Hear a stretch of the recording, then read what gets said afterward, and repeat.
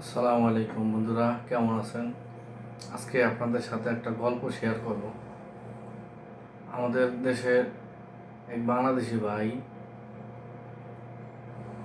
Saudi আরব আছে 5 লাখ টাকা খরচ করিয়া, অথচ সে বাড়িতে তার কিস্তি আছে মাসে 4 লাখ টাকা।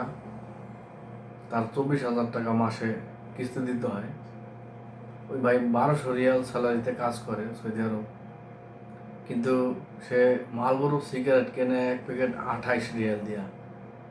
চিন্তা করে দেখুন, তার বাড়িতে 24,000 টাকা কিস্তি, সে 28 রিয়াল দিয়ে 1 প্যাকেট সিগারেট কিনা খায়। আর বলে ভাই টেনশন, বাড়িতে কিস্তি আছে, স্যালারি কম, এ নিয়ে সে টেনশন করে আর 2 টান দিয়া সিগারেট ফালাইয়া দেয়। এটা আমাদের বাংলাদেশি মানুষের আমাদের এটা। আর আমাদের 3টা গুণ আছে। আমাদের 3টা গুণ হচ্ছে, একটা, আমরা আমাদের বাড়িতে মেহমান আসলে আমরা খুব বাঙালিরা আতিথেয়তা করি, তাকে খুব ভালোবাসি, খুব যত্ন আদি করে আমরা যতটুকু সম্ভব তারে আপ্যায়ন করার চেষ্টা করি, এবং মানুষের সাথে খুব তাড়াতাড়ি মিশতে পারি। আর 3 নম্বর গুণ হচ্ছে, আমরা একে অপরের ভালো দেখতে পারি না। আমাদের ভিতরে আমরা কোনো বাংলাদেশের ভালো দেখতে পারি না, এটা আমরা সহ্য করতে পারি না। এখন এই বিষয়ে আপনাদের সাথে কিছু শেয়ার করলাম, কেউ নেগেটিভভাবে নেবেন না। কারণ এই বিদেশের বাড়িতে আপনি যদি কোনো ভালো পজিশনে ওঠেন, ওখানে যদি কোনো বাঙালি থাকে, তাই ও আপনাকে কোনোদিনও ভালো চোখে দেখবে না। অন্য দেশে আপনাকে রেসপেক্ট করবে, সম্মান করবে, কিন্তু বাংলাদেশে যে আছে ও আপনাকে সম্মানও করবে না, রেসপেক্টও করবে না।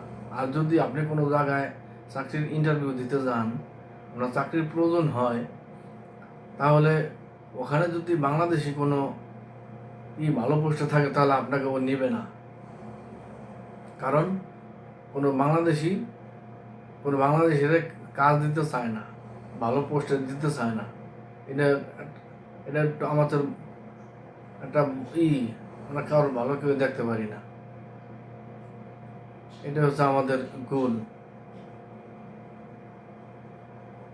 বিদেশের বাড়ি আমরা একে অপরের প্রতি হেল্পফুল হওয়ার দরকার। অন্য কান্ট্রির লোকগুলো দেখেন, একে অপরকে খুব